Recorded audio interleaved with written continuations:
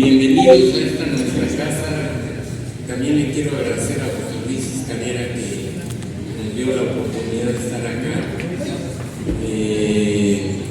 en este lugar que sentimos como nuestra casa, que está tan bonito, tan bien mantenido, tan lindo, como hay varias cosas en el centro del pueblo. Bienvenidos todos. Y gracias a Eduardo Boforques por hacernos el honor de estar aquí en la presentación en Puebla del trabajo de investigación realizado por Itzel Ríos en colaboración con el PCCI Puebla contra la corrupción y la impunidad. Este trabajo de investigación, premiado con el segundo lugar nacional en la categoría de ensayo en el tercer concurso nacional de periodismo de investigación realizado por el Instituto Nacional de Transparencia, Acceso a la Información y Protección de Datos Personales, que por cierto está también en riesgo, no nada más el INE. Es el organismo constitucional autónomo garante del cumplimiento de dos derechos fundamentales de los ciudadanos: el acceso a la información pública y en la protección de datos personales. PCCI fue fundada en octubre del 2018 por Enrique Cárdenas y su servidor. Yo aquí sigo dando lata, que no pudo estar con nosotros hoy, pero era bienvenido. Ha tratado de ser un referente de transparencia en contra de la corrupción y la impunidad que persisten en nuestro estado y ni qué decir en la nación. Tenemos 9 libros que pueden ustedes consultar en nuestro portal y que podrán ver en Puebla contra la corrupción.org. La investigación que hoy presentaremos demuestra que las secretarías de gobierno del Estado de Puebla transparentaron un 67% menos en 2020 que en el 2019, un 55% menos en el 21 en comparación con el 19. Las entidades analizadas en este trabajo transparentaron 47% menos en el 2020 en comparación con el 2019 y 35% menos en el 2021. Esto se traduce en miles de millones de pesos gastados sin conocimiento de la ciudadanía. Déjenme decirles que el presupuesto de egresos que se aprobó en noviembre pasado fueron de 199 mil millones, casi 200 millones de pesos, 199.200 millones de pesos. Entonces, no es una cantidad menor, casi son 6.000 millones de dólares. No es una cantidad menor, ¿verdad?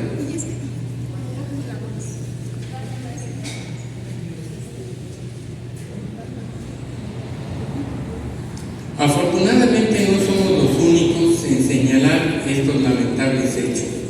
Hay muchas personas aquí presentes que insistimos en que estos vicios acarreados por años hacen que nuestro país y Estado no ofrezca a las futuras generaciones la posibilidad de desarrollo pleno al cual todos tenemos derecho. Sin extenderme más, agradezco presencia del maestro Eduardo Boforques, director de Transparencia Mexicana, hoy aquí. Le pediremos unas palabras en un momentito más, que dé yo su semblanza. Eduardo ha sido director ejecutivo de la Fundación Este País, integrante del órgano de gobierno Extractive Industries Transparency Initiative, EITI,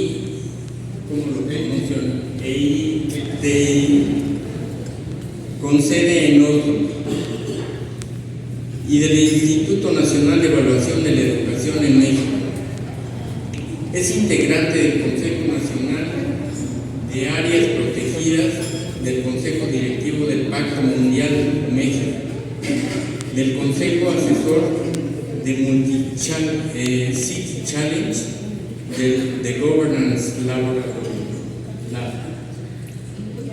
el Comité de Acompañamiento de la Unidad de Inteligencia Financiera de la Secretaría de Hacienda y Crédito Público de México, CSR Advisor Council Export Development en Canadá, entre otros.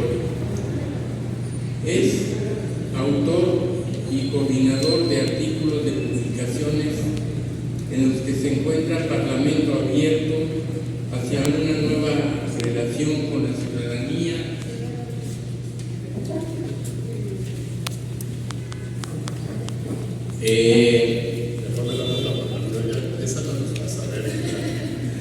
bueno, sin más, quiero presentar a Eduardo, y para quien pido un caluroso aplauso porque viene de México.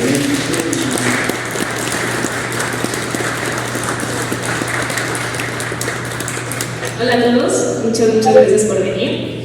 El trabajo que vamos a presentar, justo como dijo Gerardo, lo que demuestra es que durante los últimos años, es decir, con posterioridad a la pandemia, el gobierno del Estado de Puebla ha transparentado significativamente menos.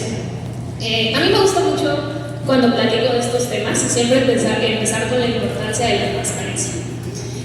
Cuando nosotros en 2020 encontramos una desviación, irregularidades en contratos por un monto de más de 500 millones de pesos, todo lo hicimos gracias a que la transparencia en México sí ha avanzado, ¿no? Tenemos una plataforma nacional de transparencia que tiene muchísimos contratos, que tiene muchos datos, que tiene finiquitos, tiene avances de obra, hay muchos datos, ¿no? Entonces, cuando nosotros descubrimos que en el interinato de Guillermo Pacheco Pulido se habían desviado más de 200 millones de pesos, todo lo hicimos con información de la Plataforma Nacional de Transparencia, ¿no? ¿Qué hicimos? Entramos a la plataforma, checamos contratos de obras, los descargamos, verificamos si se habían hecho los pagos o no. Y para nosotros fue un ejercicio súper interesante porque sí hay mucha información en esas plataformas. Lo que sucedió, y este trabajo es incluso una continuidad de algo que ya habíamos publicado en 2020, en diciembre de 2020, un trabajo que se llama Adjudicaciones bajo la luna. Lo que sucedió en 2020 es que cuando nosotros quisimos volver a hacer este ejercicio de revisar los contratos de obras, los contratos de servicios, más o menos como en julio, agosto de 2020, nos dimos cuenta de que para 2020 ya no había información. Eso tiene una explicación. Lo que sucede es que inicia la pandemia, en febrero de 2020 se suspenden plazos y términos para que las instituciones den cumplimiento a las obligaciones de transparencia, y entonces las instituciones se suspenden su trabajo y dejan de dar ese cumplimiento, ¿no? Ese seguimiento a lo que tenían que publicar. La suspensión de actividades inició más o menos en marzo de 2020 y terminó me acuerdo bien, el 15 de septiembre de ese mismo año. El tema fue que incluso cuando se emitió el comunicado para decir que se iba a dar continuidad a las obligaciones de transparencia, el instituto encargado de vigilar que se cumplieran esas obligaciones dijo, palabras más, palabras menos, favor de reanudar sus obligaciones de transparencia, pero siéntanse cómodos y háganlo cuando tengan las condiciones óptimas. Si pueden hacerlo ahora bien, si no, no. Y pues sí, fue muy chocante para nosotros porque nosotros teníamos desde marzo con plazos y términos parados, en septiembre se reanudan, pero no todas las secretarías ni las entidades reanudan el cumplimiento de esas obligaciones, incluso porque el INTAI Puebla había dicho que si se sentían cómodos la reanudaran, si no, no pasaba nada. Y fue así como empezó a surgir la idea de vigilar qué tanto se había transparentado con posterioridad a la pandemia y si estas cifras lograban igualar lo que se había transparentado en 2019. Entonces, justo esta investigación se realizó con ese objetivo, con el objetivo de dos cosas. Uno, conocer si se había realmente realizado el cumplimiento de obligaciones de transparencia, y dos, ver qué tanto la forma en la que el gobierno de Puebla había comprado, si había adjudicado, si había licitado, en qué términos.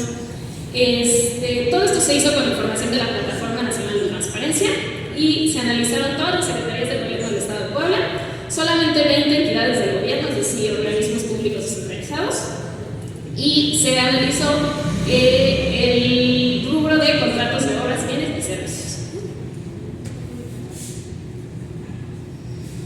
Y bueno, estos son los resultados. Este informe solamente trae 2019, 2020 y 2021 porque se empezó a hacer, o sea, nosotros lo presentamos a concurso en septiembre del año pasado, entonces por lo tanto no podíamos analizar totalmente el 2022 completo porque no había concluido, y dos, porque sí verificamos también datos de la cuenta pública, y bueno, la cuenta pública hasta ahorita no está todavía publicada, se publica en abril de este año, la de 2022, ¿no? Y bueno, obviamente, como pueden ver en las gráficas, los resultados son bastante escandalosos, se puede decir, porque bueno, para 2019 el gobierno del Estado de Puebla había publicado 8.500 millones, para redondear. En 2020 los montos publicados caen así abruptamente, publican 2.800 millones de pesos, y en 2021 publican 3.900 millones de pesos, ¿no? O sea, sí es brutal. Todo esto es en el rubro contratos de obras, bienes y servicios, y estos datos los sacamos haciendo la suma de todos los contratos que se habían subido de todas las secretarías, ¿no? Porque era justo lo que queríamos ver. Cuando nosotros empezamos a revisar infraestructura, salud, finanzas, bienestar, ¿qué podemos investigar? ¿Qué podemos ver si hubo o no cumplimiento? Pues nos dimos cuenta de que había secretarías que básicamente no tenían información. ¿Y en qué porcentaje se traduce esto? Que tomando como referencia, y eso es importante decirlo, tomando como referencia el 2019 como un año en el que el ejercicio de acceso a la información se ejerció de forma regular, para 2020 se transparentó el 67% menos y para 2021 el 55% menos. ¿De qué estamos hablando? O sea, en cifras estamos hablando de que para 2020 se transparentaron más o menos 5.000 millones de pesos menos, y para 2021 un poquito menos, como 4. Es muy importante decir que cuando nosotros hicimos este análisis, queríamos saber si esta falta de transparencia podía deberse o no a la falta de gasto, ¿no?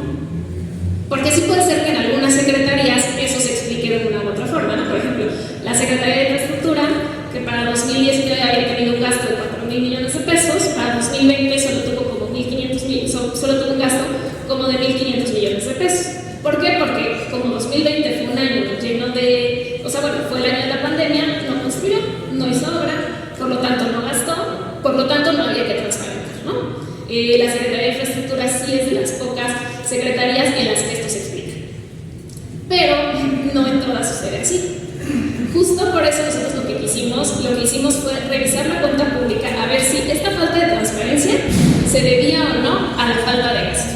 Y no, porque de hecho el presupuesto de muchas secretarías o se mantuvo constante o incluso aumentó un poco, como es lógico, ¿no? Cada año se aumenta un poco el presupuesto debido a la inflación, etc. Entonces, esta falta de transparencia, y es importante decirlo, no tiene nada que ver con la falta de gasto, porque sí se revisó si había o no menos gasto. Y además, también hay secretarías en las que es mucho más grave la situación, ¿no? Estas son las que son las secretarías con situación más grave: finanzas y planeación, bienestar, educación, salud, seguridad pública, función pública y turismo. Y también es muy importante decir que las primeras, o sea, finanzas y planeación, bienestar, educación, salud y seguridad pública también son de las secretarías que más presupuesto tienen.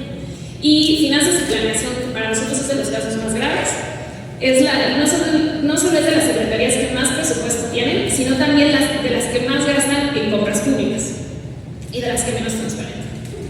Entonces, bueno, ahí no pusimos los números porque son muchos, pero por poner un ejemplo, la Secretaría de Finanzas para 2019 había transparentado 1.690 millones de pesos para 2019, y para 2020 transparentó 62 millones de pesos, y para 2021 154 millones de pesos. Bienestar para 2019 transparentó 262 millones de pesos, en 2020 2 millones y en 2021 1.5 millones. Educación también es de las secretarías que más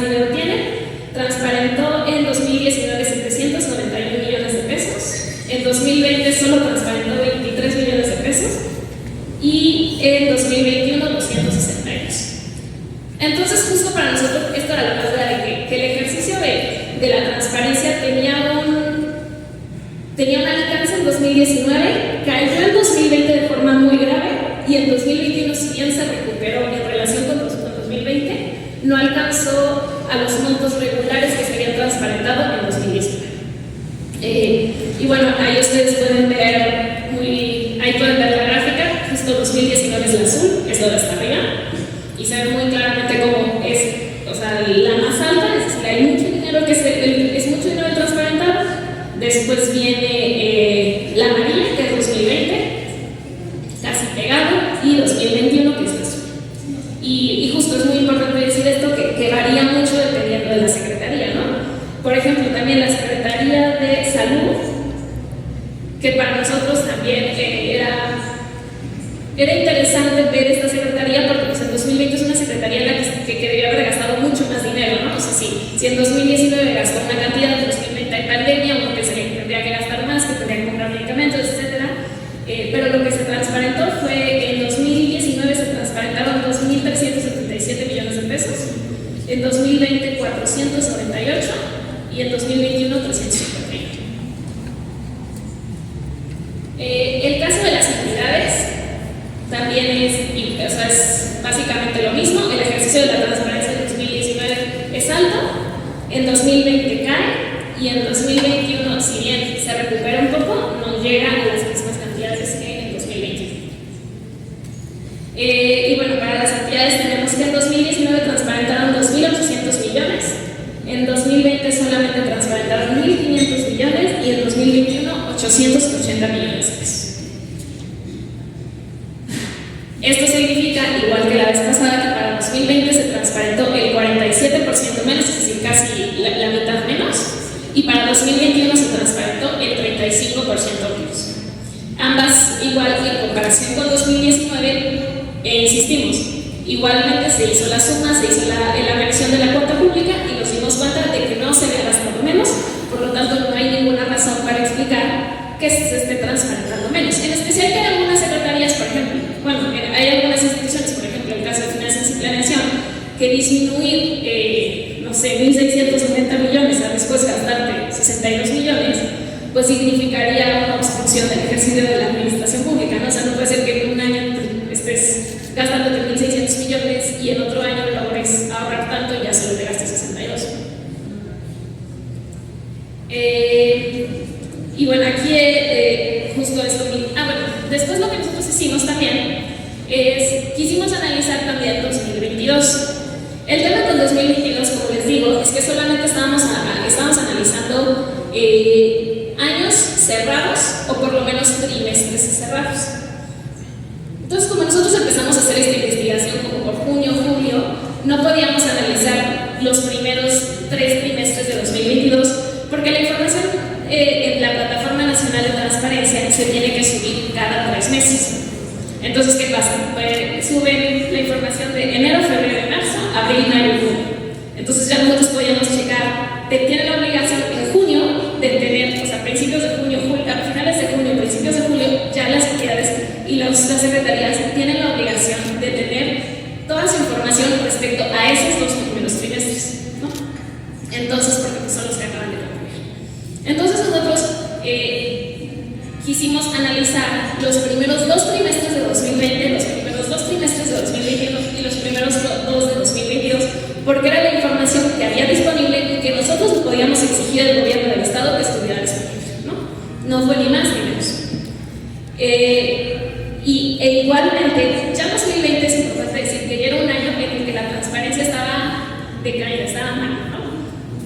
Pero a pesar de eso, para 2020, pues en el tema de la Secretaría se habían transparentado 1.117 millones, para 2021 solo se transparentaron 610 millones y para 2022 318 millones. Es decir, igualmente 2020, 2021, 2022, cada vez se transparenta menos. ¿Esto qué significa? Que en 2021 se transparentó 46% menos que en comparación con 2020 y para 2022 se transparentó el 76% menos.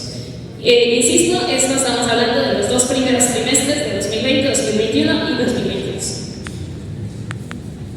Y para la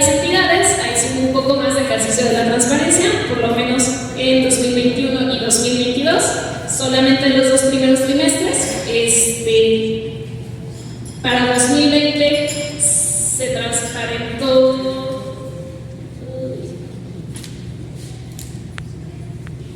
Me parece que son como 550 y tantos millones. Para 2020 se transparentaron 1.300 millones y para 2021 se transparentaron 1.300 millones y para 2022 casi lo mismo. Es decir, estamos hablando de 560 y tantos millones, después en 2021 transparentaron un poco más y en 2022 transparentan un poco más. Pero, y este es el único caso en el que la transparencia sí mejoró un poco con posterioridad a, o sea, que sí los últimos 2 años alcanzan máximos en comparación con los años anteriores. Entonces, bueno, esto significa que para 2021 y 2022 únicamente los 2 primeros trimestres se publicó más, 2 veces más que en 2020. Y bueno, nosotros también con esta información nos parecía muy relevante saber la forma en la que el gobierno de Puebla estaba contratando. Como saben, cuando se realiza alguna compra pública se puede adjudicar, licitar o ejecutar a 3 gestores. Obviamente siempre es mejor privilegiar los procedimientos que privilegian la competencia, ¿no? Vale la redundancia. Entonces, las organizaciones civiles siempre buscan e impulsan que haya más licitaciones, menos invitaciones a 3 y menos adjudicaciones directas.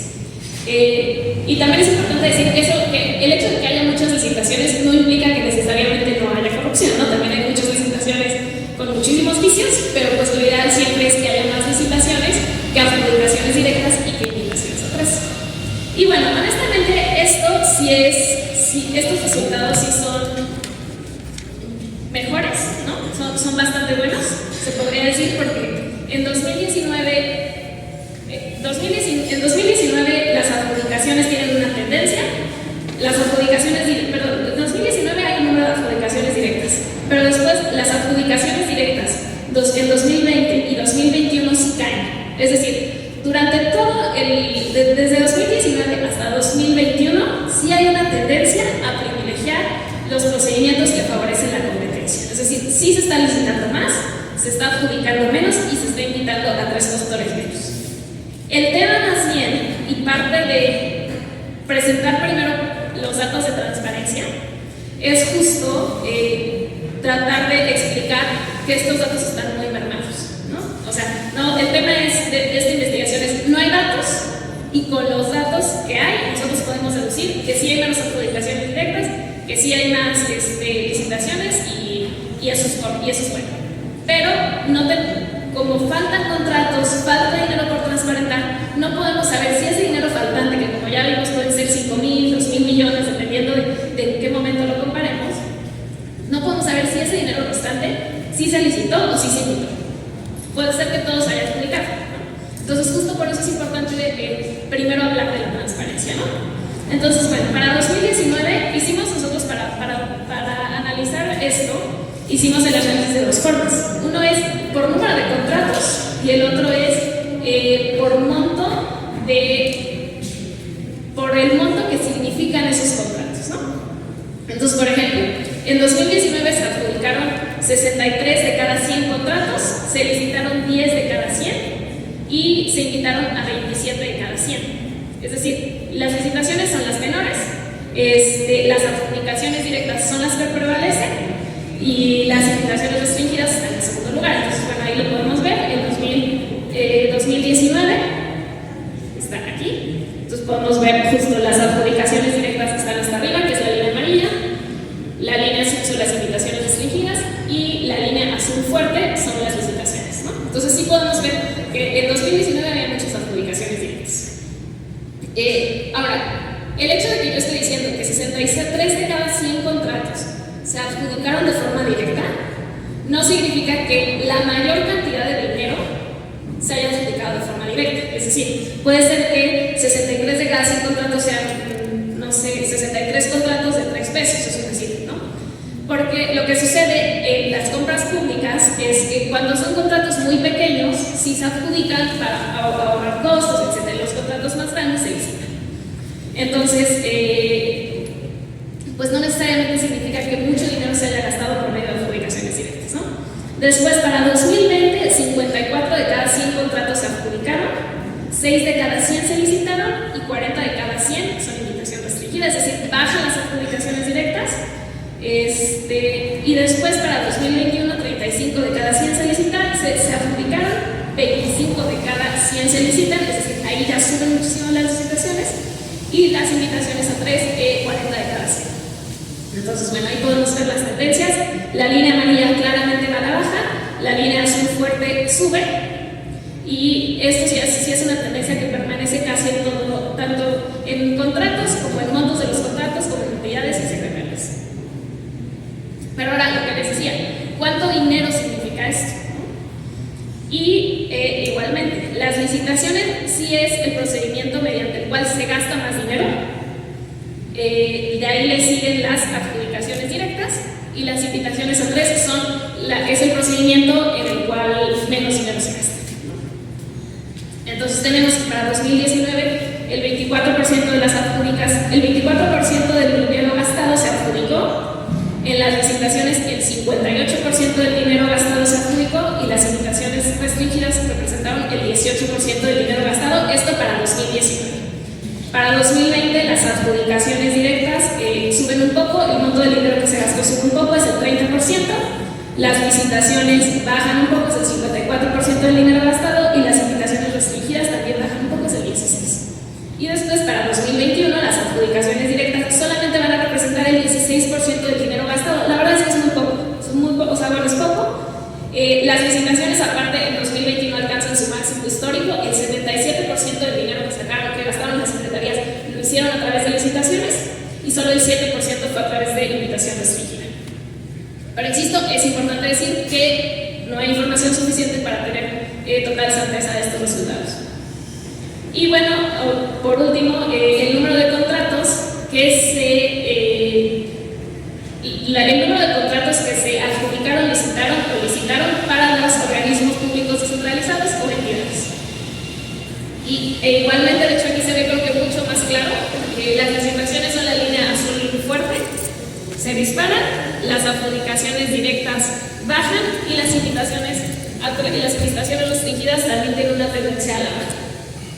Bueno, ahí se ve mucho más claro también. En 2019, 56 de cada 100 contratos se adjudicaron, en 2020, 38 de cada 100, y en 2021, 26 de cada 100 se adjudicaron. En 2019, 8 de cada 100 contratos se licitaron, en 2020 sube muchísimo, 34 de cada 100 se licitaron, y en 2021, 55 de cada 100.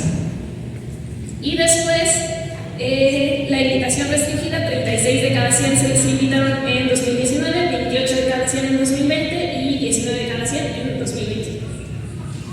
Y volvemos a lo mismo. ¿Cuánto dinero? O sea, estos son los números de contratos, pero ¿cuánto dinero representan estos contratos? Y igualmente, las licitaciones es el procedimiento a través del cual se gasta más dinero. Entonces, bueno, ahí podemos ver que las adjudicaciones en 2019 representaron el 35% del dinero gastado, mientras que en ese mismo año las licitaciones representaron el 58% del dinero gastado, y la invitación restringida solo representó el 7%, es decir, la mayor cantidad de dinero se gastó mediante licitaciones. Igual en 2020 las adjudicaciones, es el procedimiento mediante el cual se gastó más dinero.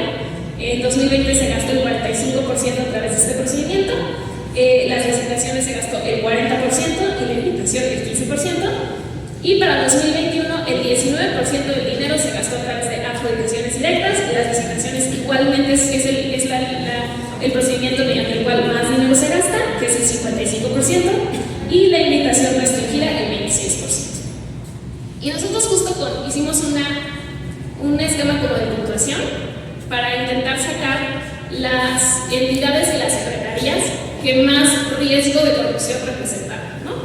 Hay muchas organizaciones que hacen este tipo de análisis. La verdad, el nuestro es bastante sencillo. O sea, nosotros solamente ocupamos la variable de transparencia, qué tanta transparencia ejercieron, qué tanto presupuesto tienen, porque obviamente quienes más presupuesto tienen, más riesgo representan, qué tanto porcentaje de su dinero gastan en compras públicas, y la forma en la que contratan, ¿no? Entonces, bueno, las primeras son las las instituciones con más riesgo de corrupción. Para Puebla para las entidades de Ciudad Modelo, el IPAM, el Instituto Poblano de Asistencia al Migrante, la Corporación Auxiliar de Policía de Protección Ciudadana. Esto es porque, por ejemplo, la Corporación Auxiliar de Policía subió contratos de obras, bienes y servicios en 2019 y en 2020 y 2021 ya no subió información. Entonces, obviamente, nosotros sí le dimos mucho más peso a la transparencia porque creemos que no transparentar es un gran riesgo de corrupción. El lugar 4 se lo lleva el ISTEP y el 5 se lo lleva Museos de Puebla. Igual en el informe pues ahí viene todo, pero les voy a platicar un poco de los primeros 5 lugares, o sea, de las 5 instituciones con más riesgo de corrupción. Y las 5 instituciones con más riesgo de corrupción para el gobierno del Estado de Puebla es Función Pública. Función Pública quedó en primer lugar por no transparentar, pero también por la forma en la que contrata, ¿no? Que adjudica más de lo que licita. Educación, porque educación tiene muchísimo presupuesto e igual transparentó muy poco, y también la forma en la que contratan los legal. Salud, obviamente, por lo mismo, porque ya les di las cifras que estaban transparentando realmente muy, muy poco. En cuarto lugar quedó Finanzas y Planeación. Y en quinto lugar quedó Bienestar. Y ahí están los demás lugares, pero bueno, eso igual lo pueden consultar en el informe. Nosotros sí le queremos dar como mucha más atención a las 5 secretarías que más riesgos de corrupción presentan, porque el hecho de que estén en los primeros lugares significa que tienen muchos factores a considerar y que pueden ser peligrosos para que se vea alguna desviación de recursos o un manejo inapropiado del presupuesto. Pues eso sería todo. Muchas gracias.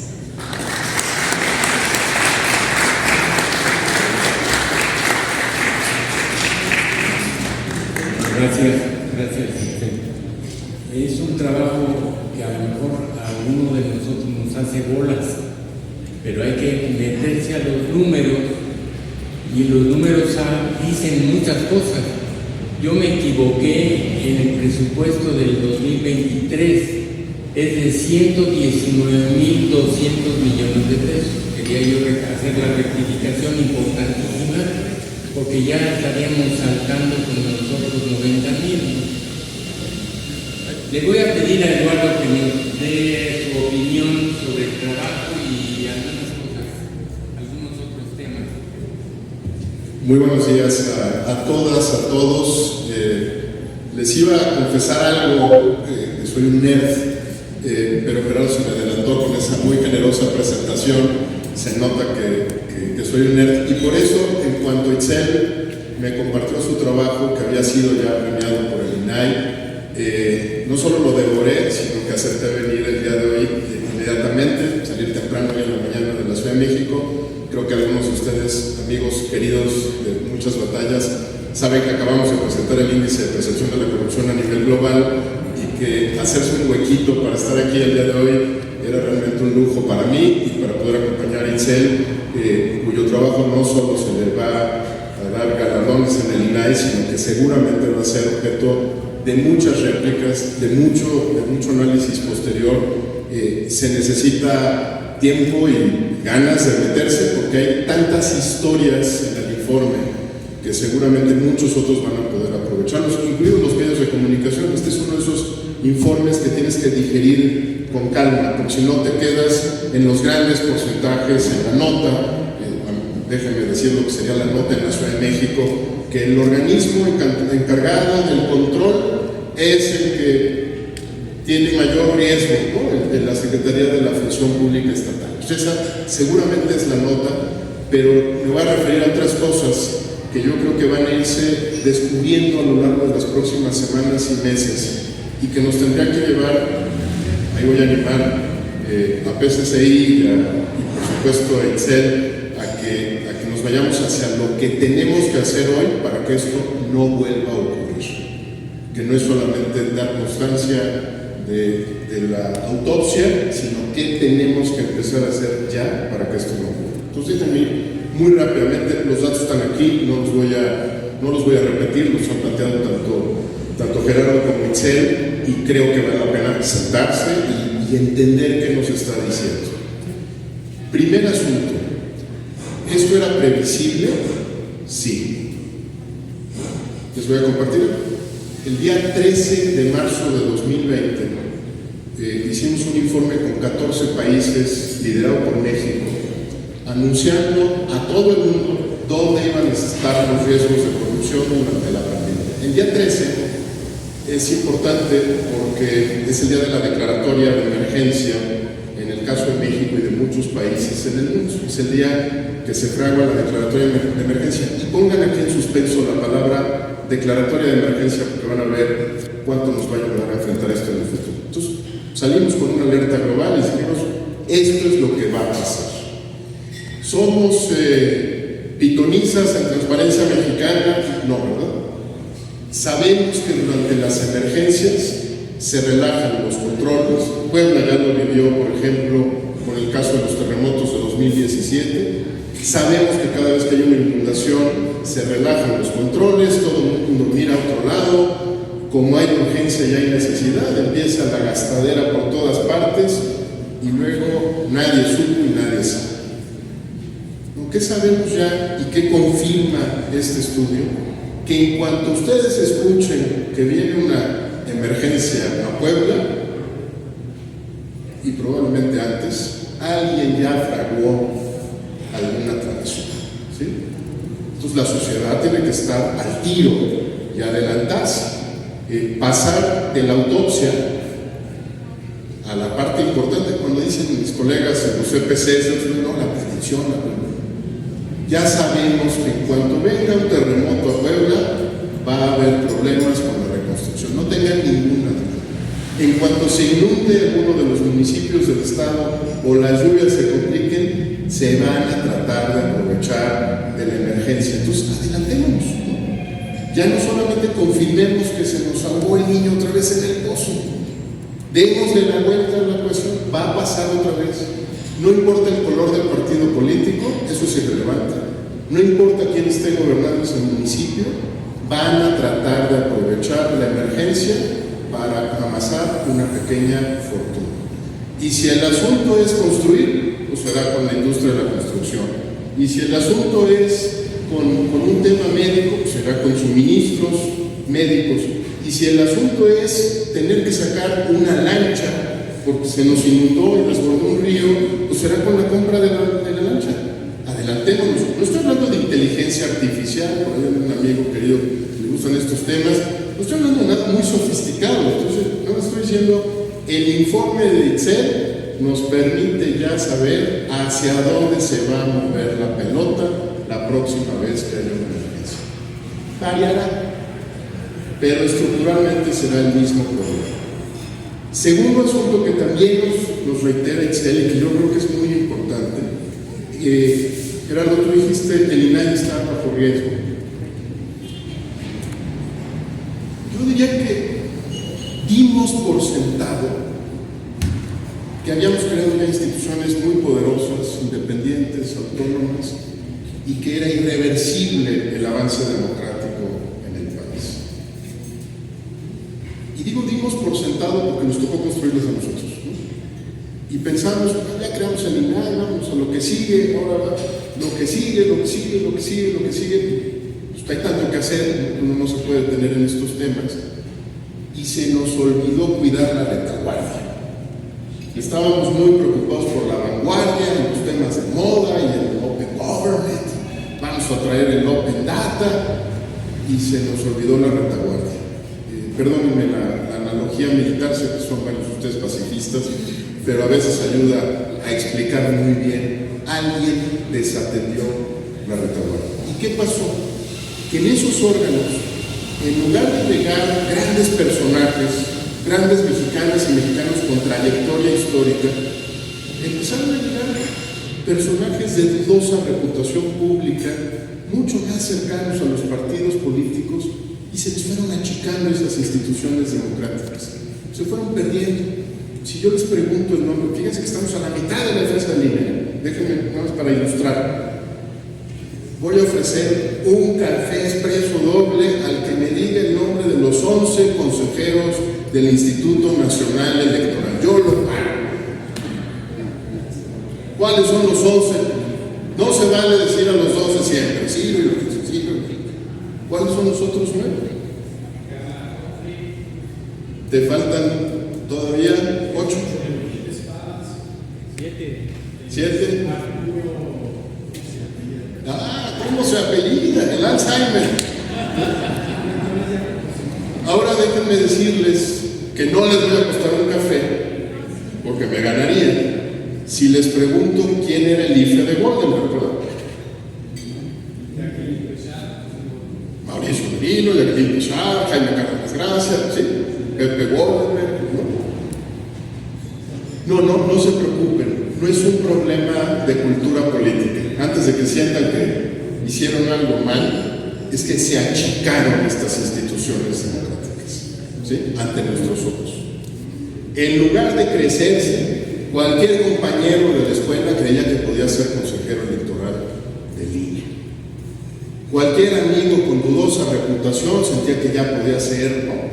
Siempre y cuando tuviera el favor de los partidos políticos. Las desatendimos, la retaguardia. Lo que nos está planteando Itzel es muy importante. La materia prima de todo lo que hacemos de control democrático en México es el acceso a la información pública.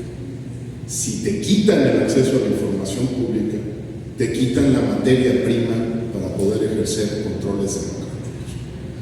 Por eso, sé que no es el caso de Puebla, porque por fortuna no hay una Secretaría de la Defensa estatal en el estado de Puebla, por fortuna no permitan que se militarice también una dependencia de gobierno estatal. Puede pasar, a la velocidad a la que vamos.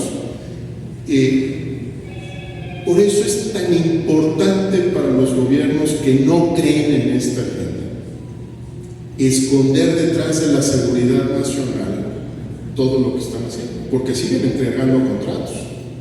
Quieren hacer un experimento, métanse a la página del AIFA, es bastante fea, no busquen nada estético, no es un referente de diseño, eso el coronel González, pues no le va a quedar bonita ni es accesible, ¿no?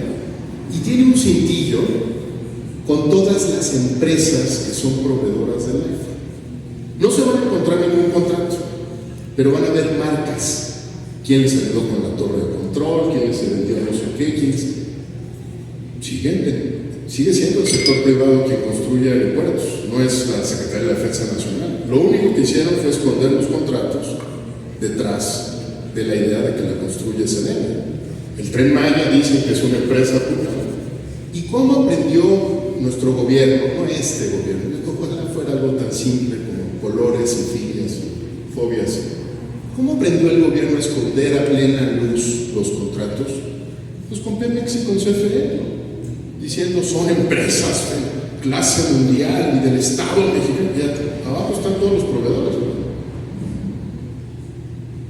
Alguien, esta se la deben de saber ustedes mejor que yo, alguien pues tiene que vender los medidores de luz, ¿verdad? No es CFE, no se sienta un paisano de ustedes a hacer medidores, ¿verdad? Alguien tiene que venderle medidores, camionetas, cables, postes, ¿sí?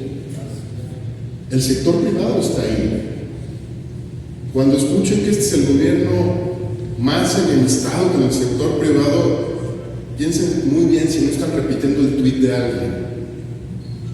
El sector privado está muy contento con el gobierno neoliberal del presidente López Obrador, porque los contratos le están llegando a los que le tenían que llegar. Eso sí, pasan, se desvían a través de Sedena, pero siguen llegando y sigue habiendo proveedores consentidos. No es un truco nuevo, es un truco muy viejo. Los que somos cosecha 72 y más o menos por ahí andamos, claro yo, y superiores, sabemos que esto siempre fue así, ¿verdad? No había nada como eso, ¿no? Abel Quesada nos decía, no hay nada como ser proveedor de Pemex, ¿verdad? Abel Quesada, probablemente te tocó ya verlo en los libros de historia, ¿sí? Y él era proveedor de Pemex, además, una vez, ¿no? Era ingeniero y tenía una empresa que vendía Pemex, sabía de lo que estaba hablando.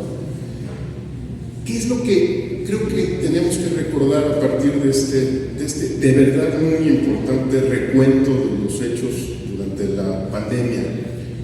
que si cedemos el acceso a la información pública, no nos vamos a enterar de nada. Y hoy estamos enfrentando un reto muy particular. Me voy a poner tantito más nerd que lo de costumbre, un poquito más clavado, porque las palabras confunden. Los gobiernos hoy son más abiertos y también más opacos. Me voy a ir despacito. Si ustedes tienen Instagram, si no tienen Instagram, pregúntenle a alguien que lo tenga. Yo no tengo TikTok, pero pregunto mucho qué está pasando con la gatita que le gusta el mambo. Si ustedes ven las redes sociales, los políticos son súper abiertos, ¿verdad? Todos los días están hablando y suben videos y se tropiezan y les hacen un meme y sonríen de un lado y del otro. Y hay una ilusión de apertura. Hay una ilusión de que el gobierno es abierto y le está dando la cara. Porque están hasta la náusea en las redes sociales. Todo el tiempo. 4 horas en la mañanera, ruedas de prensa, ¿sí? Y eso lo que le dice a la población es que son muy abiertos. Lo que la opinión pública está interpretando es que son políticos muy abiertos. Electrones contestan todas las preguntas, láncenle la más duda que tenga, yo se las bateo todas. Pero en el fondo es una paradoja. Es la ilusión de la apertura, cuando en realidad lo que tienes es una inmensa opacidad. Porque es lo que ellos quieren comunicarte, no lo que tú les estás preguntando. Vean la enorme diferencia entre la transparencia que nos recuerda Itzel y lo que tenemos hoy. La transparencia es que me respondas lo que yo quiero saber, no lo que tú me quieres contar. Porque le puedes dedicar 4 horas a platicarme de lo que quieras, de tus grandes éxitos, de tus preocupaciones, de cómo escribiste el Plan Nacional de Desarrollo mirando al Zócalo. Eso es lo que tú quieres que yo sepa, no lo que yo quiero saber. Entonces, parece menor, pero es un recordatorio muy importante lo que nos está haciendo Itzel. Y ahora sí, para cerrar y para lo que viene, ¿qué podemos hacer hoy para que esto no se repita? Miren, a mí me ha tocado pues, la suerte de dedicarle tiempo y energía a este tema por algún rato, en distintas capacidades, desde distintos ángulos. Trabajo con más de 180 países en el mundo, ¿no? Y si hay algo que me gusta recordar, es una pieza faltante de la política anticorrupción, especialmente falta en México, que se llama la reparación del daño a las víctimas. No logré que lo metiera el Congreso en la reforma de 2016, argumentaban que ya teníamos una ley general de víctimas y que podíamos jalar la ley general de víctimas, lo cual es cierto, pero es un camino más difícil y tortuoso. Pero ¿por qué me importa tanto que ustedes se lleven, y conectado con este documento, que es sobre los derechos de las personas, ¿no? Al final este es un informe no solo sobre el gasto, sino sobre el derecho que tenemos todas y todos a acceder a condiciones de salud o de otros asuntos durante una emergencia? ¿Por qué me importa tanto que se lleven este faltante de nuestra política anticorrupción, que es el tema de la reparación del daño a las víctimas? Porque dentro de esta palabra, de este concepto muy complejo y muy trillado, como tenemos víctimas todos los días para todo, la verdad es que cuesta mucho trabajo trascender las frases hechas. Hay una expresión que es muy importante y que nos resulta muy ajena como sociedad. Es la garantía de no repetición. Cuando el Estado te hace daño o cuando un particular te hace daño a tus derechos, cuando se habla de la reparación del daño a las víctimas, no se está hablando de compensarlas económicamente, sino es la línea 12.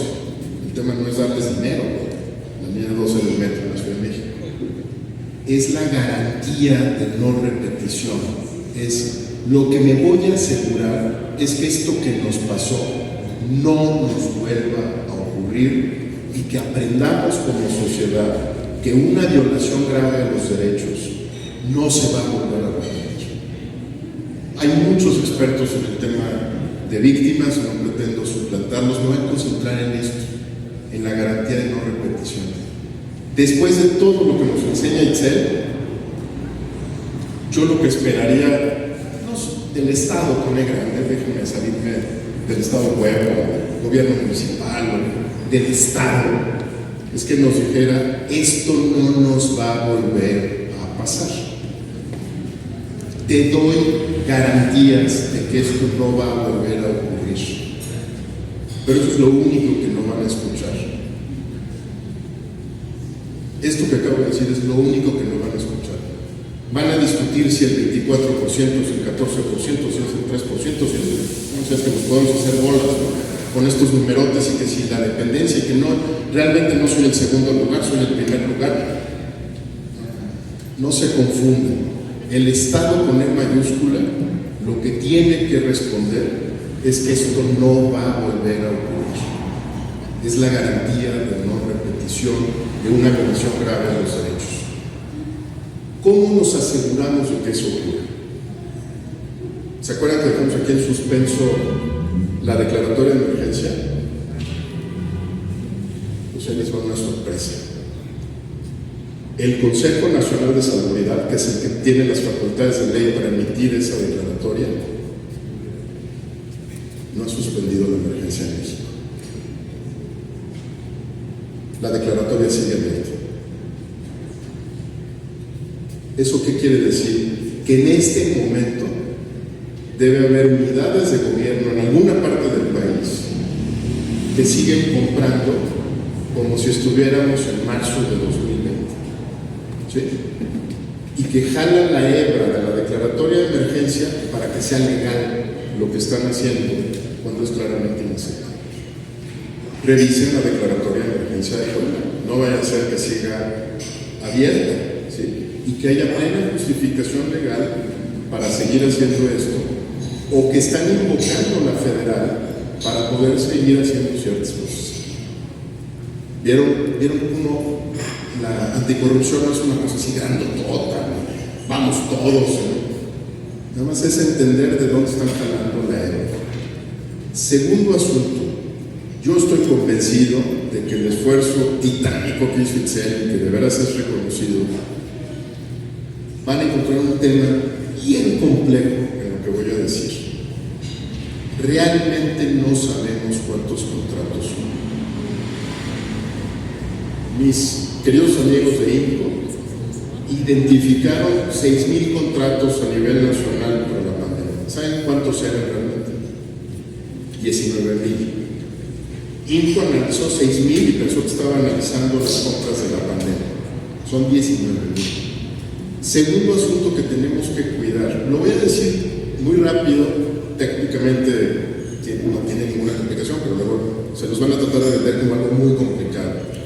Todo lo que se necesita en una emergencia es que se active un codificador de gasto, una etiqueta, técnicamente una etiqueta, y que en cuanto se declare la emergencia haya una etiqueta para que todas las compras vinculadas con esa emergencia estén etiquetadas y claramente identificadas como parte de ello. No había una etiqueta de COVID, ¿verdad? Pero no creo que fue un error.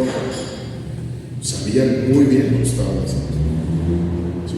¿Cómo identificas que es una compra de emergencia cuando no tienes un codificador, una etiqueta? Es imposible. Tienes que estar buscando en cada contrato a ver qué es, y para poder llegar a cada contrato, como nos dijo Itzel, si no hay transparencia, entonces no puedes llegar al contrato, entonces salen del radar, ¿sí?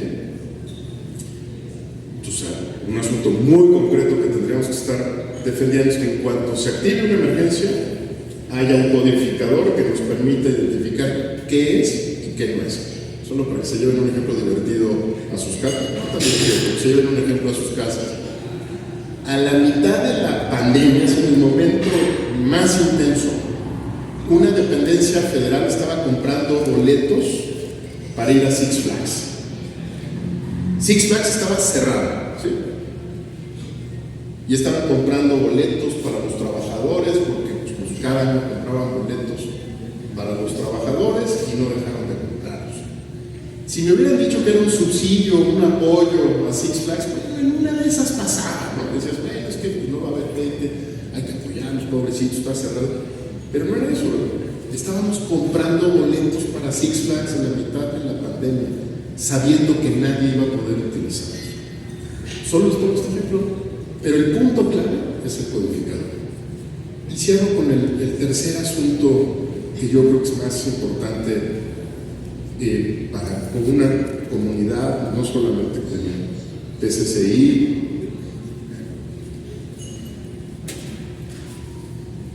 Ya estuvo, ¿no? Yo creo que eso es, o sea, ya estuvo. Somos adultos, es una sociedad que ha crecido muchísimo, que ha aprendido. Vean ustedes qué bonito panel le salió. Tenemos 3 generaciones diferentes que estamos peleando por la misma causa. Bueno, ustedes ángeles además, pero 3 generaciones diferentes. Ya la generación de Itzel, tengo la fortuna de conocer a más de una Jiménez, puedo decirles que son trabuco, pero ya lo ven como normal, ¿verdad? Estudiar y relacionarse con su gobierno y asumir que uno le tiene que exigir más y más y más. Para la nuestra, Gerardo, no era, híjole, no era dificilísimo poder hacerse preguntas, ni siquiera podemos decir la palabra corrupción, ¿no? O sea, hay problemas ahí que no entendemos bien, ¿no? Y estuvo. No estaban los genes de los poblanos, no están los genes de los mexicanos, no es un problema cultural, es un problema de diseño. Y hay unos que están diseñando todas estas tramas mientras nosotros estamos aquí, ¿verdad? Hay unos que les pagan por diseñar todos estos esquemas de opacidad, si quieres ponerlo en el umbral que lo describe el informe, riesgos de corrupción o corrupción. Pero ya estuvo, ya tuvieron su oportunidad de darle en la torre al país. No permitamos que la generación de Itzel y la que viene sienta que tiene un pecado original solo porque la de nuestros padres o nuestros abuelos no pudo alzar más la voz porque tenían miedo de terminar como los muchachos de Tlatelolco, o porque tenían miedo de la guerra sucia, o porque tenían miedo de otras cosas. Si hay una obligación que tenemos los que estamos aquí, es que Itzel nos marque el camino y la siguiente generación quede libre de cualquier culto. No, este no es un país corrupto como nunca ha sido un país pobre. Es un país desigual, que es muy distinto a ser pobre, con una clase política y muchas veces empresarial que ha abusado una y otra vez de nuestra paciencia. Ya estuvo Itzel, de seguimos. Muchas gracias.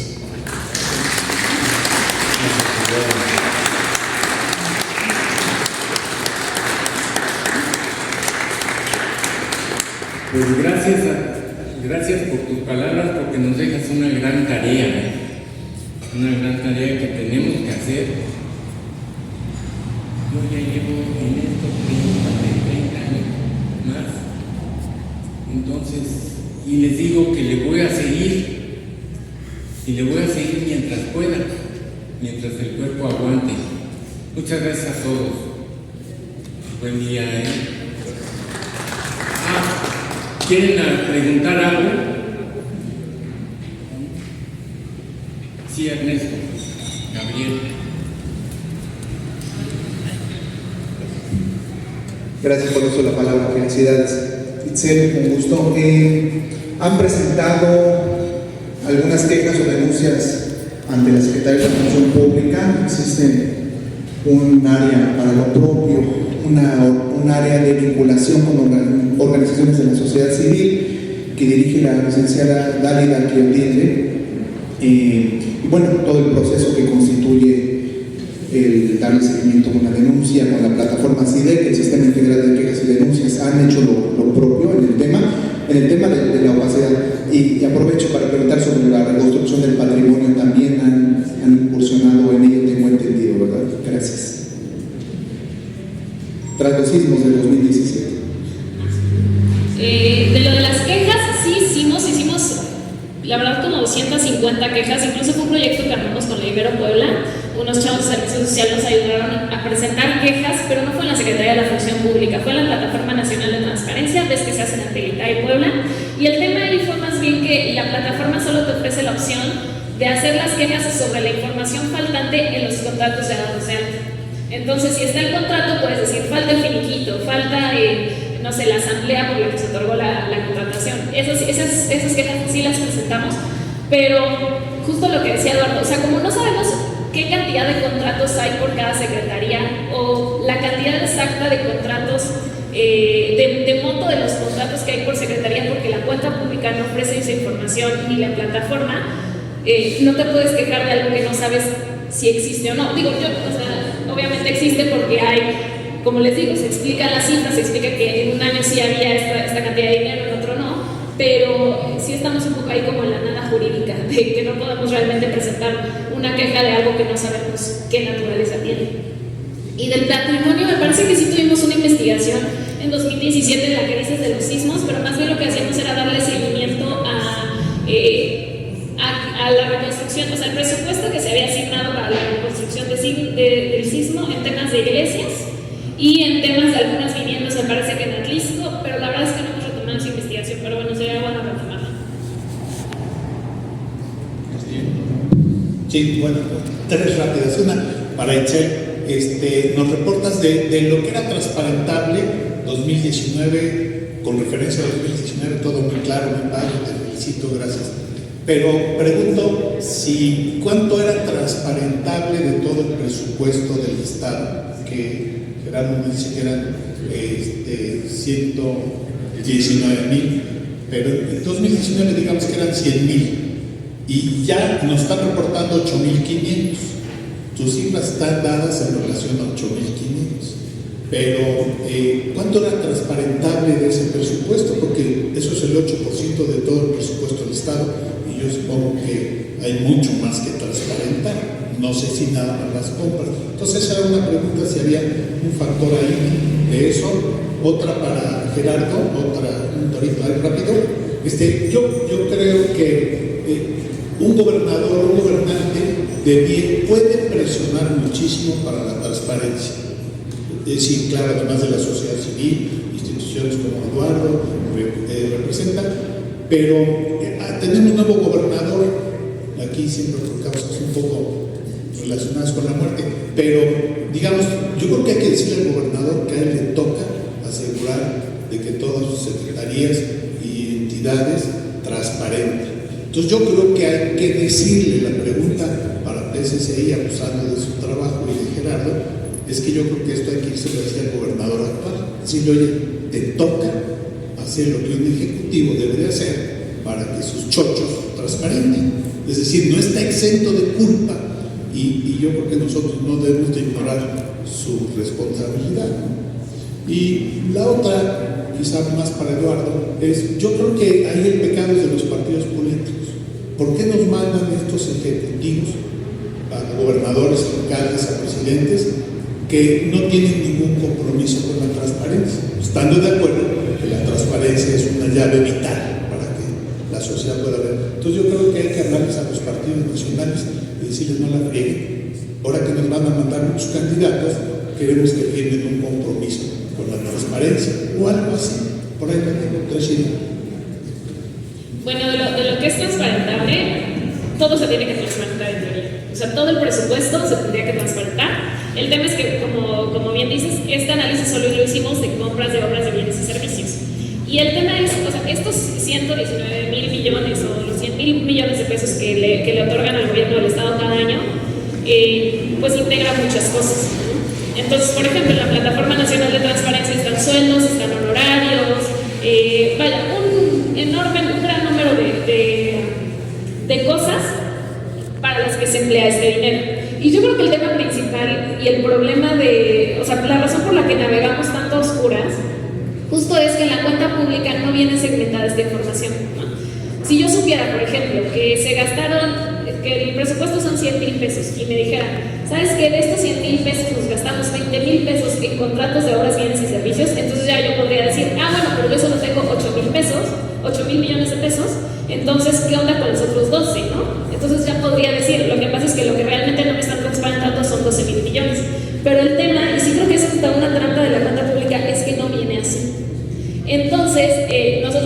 saber realmente cuál es el total de lo que se hubieran tenido que gastar en este dinero o el dinero faltante.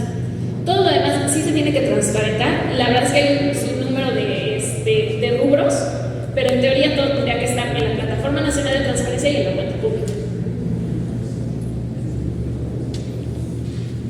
Nos dejas una tarea que creo que es importante hacerla. Quería yo nada más decir que todos estos gastos se deben transparentar. En 21 fueron 86,000 millones, en 22 90,000, en 23 119,000. Nada más que, por ejemplo, en el 23 58,000 ya vienen etiquetados, 61 son de libre disposición. Nada más que de estos 22,000 son para nómina y 13,000 corresponden a los maestros. Entonces, nos queda el 8%, ¿qué dices? El 9%. Entonces, sí nos dejas una tarea muy ruda. Ojalá el gobernador nuevo entienda, se va en un ratito, pero pues tenemos que seguirle presionando. Le paso el micrófono. Gracias. Justo, Alberto.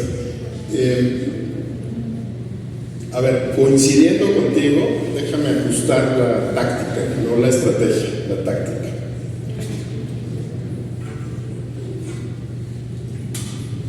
Las dirigencias partidistas son parte de ese problema.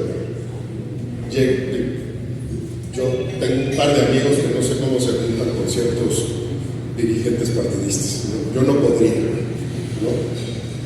O sea, ni para hacer lo que ellos llaman el bien, me juntaría con ellos. Son impresentables. Y estoy hablando de los dirigentes, no de los candidatos. Entonces, creo que tenemos que darle una vuelta mucho más profunda a lo que estás planteando. ¿Qué fue 3 de 3? Eso, ¿no? Que trataras de ver quién era el candidato que te estaban mandando, no que te firme un compromiso. En campaña no firma lo que sea, ¿no? Debe haber una cantidad de firmas de compromisos para lo que ustedes se imaginen en la historia de la democracia mexicana, pero bueno, de lo que sea les firman un compromiso. Pero no hemos sido capaces de consolidar lo que conseguimos y de escudriñarlos bien. Y creo que la trampa es que en el fondo, a ver si voy a decir con profundo compromiso con lo que estás proponiendo, en el fondo la sociedad civil se tiene que poner por encima del sistema de partidos, no al lado del sistema de partidos. Ahorita que nos están coqueteando, ¿no? Una gran candidatura. Miren, a mí me han coqueteado, se pueden imaginar cuántos años, ¿no? He dicho que no va a ser secretario de la Función Pública, he dicho que no va a ser subsecretario de Seguridad, he dicho que no. Porque la sociedad civil tiene que estar por encima de la clase política. Y terminan poniéndonos al lado como si fuéramos parte de lo mismo. No somos parte de lo mismo. Los partidos, por definición, fragmentan. Por definición. Por eso se llaman partidos, ¿verdad? Porque quieren representar solo una parte de la sociedad. Y la sociedad civil defiende el interés de todos. No el mío, no el de ITSE, no el del PCCI, sino el interés público. Somos especies muy distintas y nos quieren meter en el mismo cajón. No. Yo creo que lo que dices es lo correcto, pero quería darle una vuelta a la tuerca.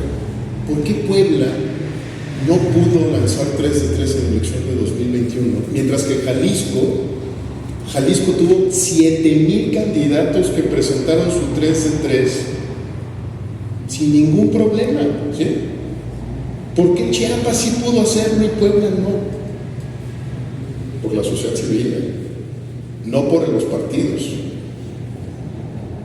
Por la incapacidad de articularnos más allá de los egos, por la incapacidad de decir, se los puedo decir algún día lo voy a documentar, Nosotros les dijimos, les transferimos la plataforma gratis. No, es que nosotros en Puebla queremos hacer una mejor plataforma porque somos súper listos, somos poblanos. Al día de la elección no había plataforma, ¿verdad? Sí son listos, no tengo ninguna duda de eso. Si tú me preguntas quién tiene que cambiar para 2024, por supuesto que tendrían que cambiar los partidos, los candidatos, la sociedad civil. O sea, el problema de este país en este momento no está en que los partidos políticos sean malos, ya sabíamos que eran malos. Está en qué tan capaces somos de conducir el cambio. Y perdón que lo ponga en primera persona, pero así nos conocemos todos los que nos conocemos, porque nunca habíamos escuchado el otro hasta que firmamos la 3 de 3. ¿Por qué la sociedad civil, que fue capaz de controlar la agenda pública durante 6 meses en el Congreso de la Unión y de juntar 634,000 firmas en 6 semanas en todo el territorio nacional, hoy está contra las cuerdas? Porque salen en la mañanera. Yo he salido 17 veces en la mañanera y eso no me tiene contra las cuerdas. Por los ecos, por la fragmentación, por la incapacidad de articularse alrededor de una sola causa, como si lo logramos hacer con 3 de 3. Porque cada quien quiere que su frase entre en el documento y en el comunicado de prensa. Y lo único que pasa, perdónenme que me detenga ahí, por eso digo que si te compro el reto, creo que tienes vas en el rumbo correcto, lo que tenemos que cambiar somos nosotros.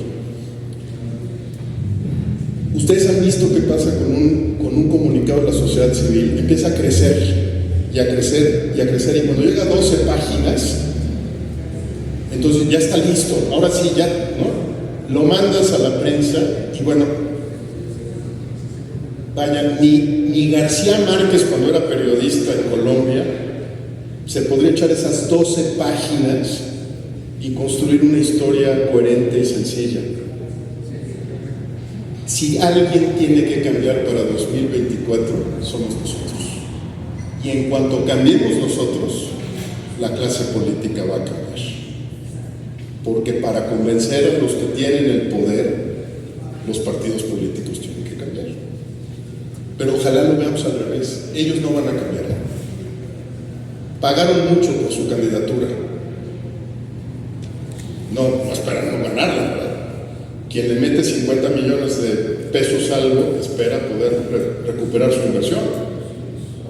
Ellos no van a cambiar. Los que tenemos que cambiar somos nosotros. Perdón si me alargué un poco y sé que no, pero es un tema muy importante que estás planteando.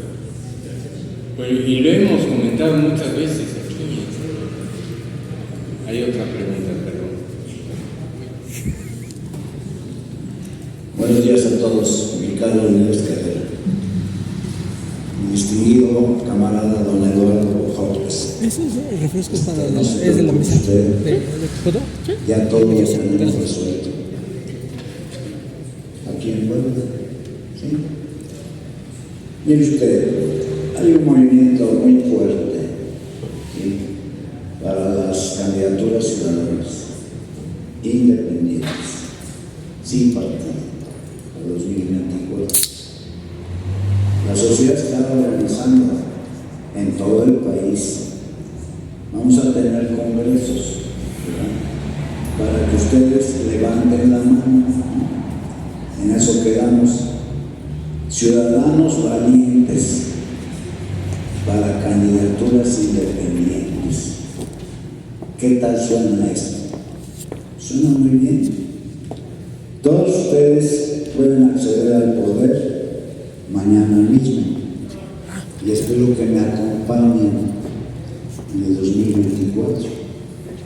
Gerardo lo sabe, en el 2016 hicimos la lucha, ¿sí? Nada más que los requisitos, pues los conocemos, ¿no?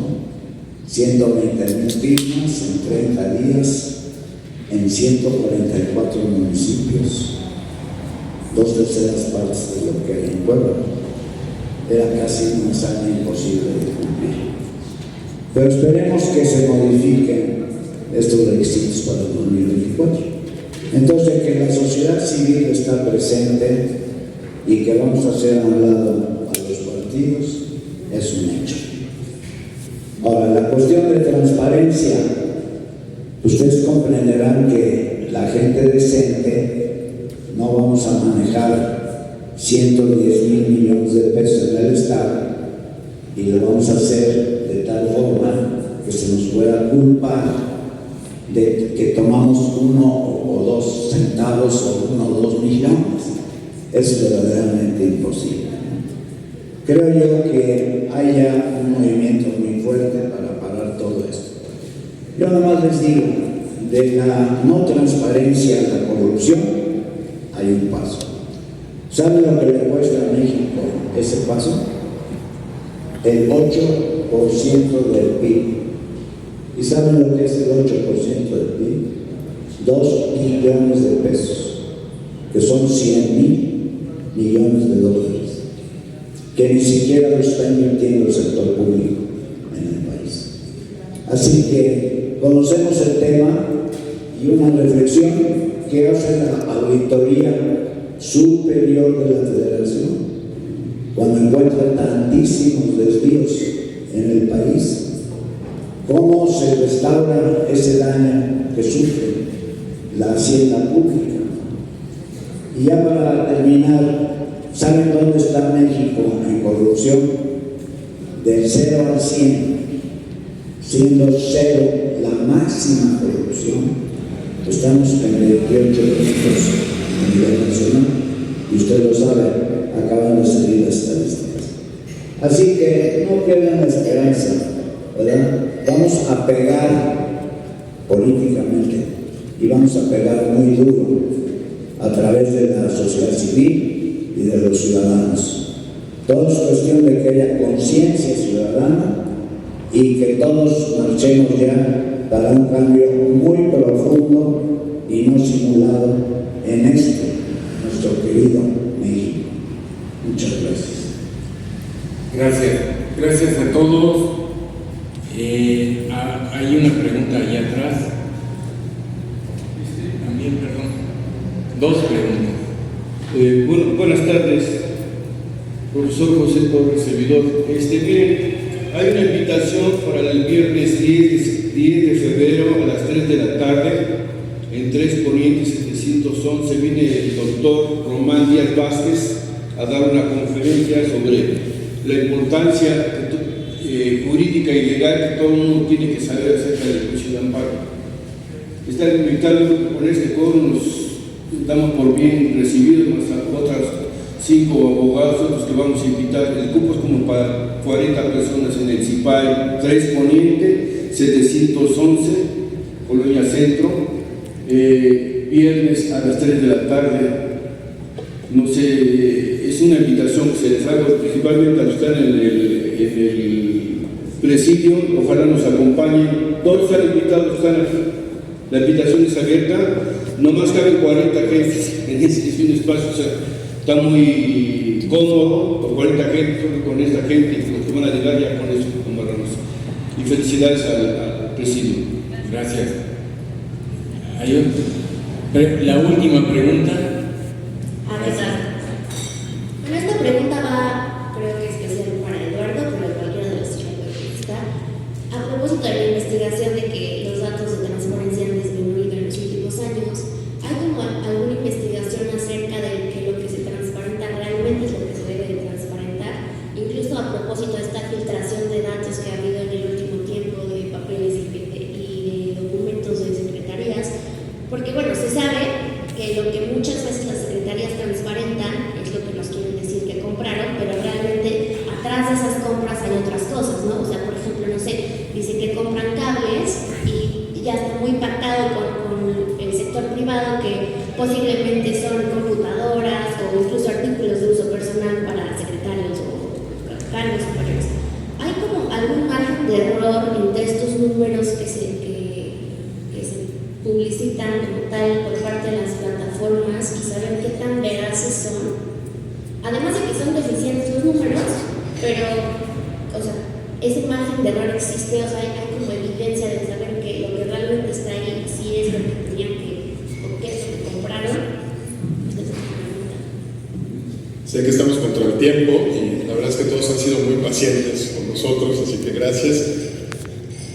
Sí hay, no me voy a extender mucho, pero me voy a ir bueno, lo planteó también Itzel, creo que el propio documento tiene claves sobre esto, pero déjame irme por capas, justo porque en nuestro afán de entenderlo todo, vamos desarrollando tantas preguntas que después nos quedamos como sin estructura para atenderlas. La metáfora que te voy a proponer es la de lentes bifocales. Voy a decir lentes bifocales. Lo que está haciendo Itzel es la visión del conjunto del sistema de contratación. Pero lo que tú estás planteando es cómo nos metemos contrato por contrato para ir viendo que efectivamente había una necesidad. Esa necesidad se satisfizo y lo que se terminó contratando es lo que se planteaba. Y me voy a animar a poner dos ejemplos de cosas que están pasando hoy en México en este momento. Primer asunto, sí, hay muchos contratos que en el papel se refieren a un bien o un servicio que en la práctica no fue lo que se adquirió. Y por eso nosotros insistimos mucho. Voy a quitarle la palabra rimbombante, lo de contrataciones abiertas, ¿no? Quito la palabra rimbombante, que cuando entendamos el sistema de contratación, lo veamos desde la determinación de la necesidad y el estudio de mercado hasta la ejecución del contrato. Porque normalmente lo que vemos es el proceso de contratación, cuando ya está la convocatoria y a partir de la convocatoria termines en el contrato y no en la ejecución del mismo. Entonces, tú estás planteando un tema muy importante que significa abrir hacia atrás y hacia adelante. Muchas, no me voy a meter a la estadística, pero muchas de las tramas de corrupción empiezan en la determinación de la necesidad de compra, no en la convocatoria. En el momento en que el área requiriente inventa una necesidad que no tiene para poder fraguar esto ya es fraude, ya no es ni siquiera un problema de opacidad, ¿no? Es una operación fraudulenta. El otro corte que hay que hacer es comparativo entre bienes y servicios similares. No todo el sistema, pero sí, voy a ponerte un ejemplo. Los estudios de mercado en el IMSS detectamos que una de esas firmas de consultoría muy bonitas que aparecen en los aeropuertos, ¿no? Y en The Economist, ¿no? We know better y esas cosas, lo que hacía era guardaba como el estudio de mercado de una operación, Seybanks literalmente, le cambiaba unos datos y vendía el mismo estudio de mercado 130 veces, porque sabía que nadie iba a revisar así la tabla, todo el mundo iba a revisarla así, iba a ver operación por operación, línea por línea, pero no, bueno, y se le sancionó, se le inhabilitó, en fin. Lo que estás planteando es muy importante y es que se vigila en las compras. Voy a jalar algo del estudio que creo que debemos de reflexionar, lo dijo muy bien Itzel, pero el problema no es la adjudicación directa. Ese no es el problema, ese es el mito, la leyenda. El problema es el bien que se contrató, la necesidad que se establecía por parte del gobierno y el volumen de los recursos invertidos, porque si no vamos a terminar persiguiendo el liquid paper, que sin duda tenemos que cuidar que se compre bien el liquid paper en el gobierno, pero hay otras operaciones, que es lo que estás planteando, de mucho mayor calado que son simulación. Por último, van a escuchar esta expresión muy pronto en muchos lados. Lo que quiero es que Puebla la tenga desde el principio. Yo sé que ya está resuelto todo, como nos advirtieron, pero de todas maneras escuchen. Beneficiarios finales. ¿Qué quiere decir esto? Que sepamos realmente a quién le están comprando. No cómo se llama la razón social, ¿no? Papeles González, sino quién es Papeles González. Y me atrevo a sugerirles un nuevo riesgo en materia de control efectivo de la corrupción. El dinero público hoy está contratando el narcotráfico en muchos municipios del país. Con dinero público se contrata una empresa que es una fachada, cuyos verdaderos dueños son parte del crimen organizado. Entonces les estamos entregando obra pública, bienes, servicios. Entonces, el punto que haces, y por eso, sabiendo que no tenemos tiempo, pero bueno, no voy a poder ir el viernes al tema de amparo, es muy importante lo que acabas de decir. No solo es la confirmación de la veracidad de los documentos, sino a quién estamos contratando realmente. Y se van a sorprender. El dinero público está financiando el crimen organizado. Entonces, tu punto es central. Yo estoy seguro que PCCI está pensando ya en estos temas y viendo cómo los va a abordar, pero estás tocando un tema de la mayor importancia para salirnos del cliché de que el problema es que hay muchas adjudicaciones directas. Ojalá, si ese fuera el problema de política pública, un día te invitamos a Gerardo, nos sentábamos entre 10 y lo resolvemos.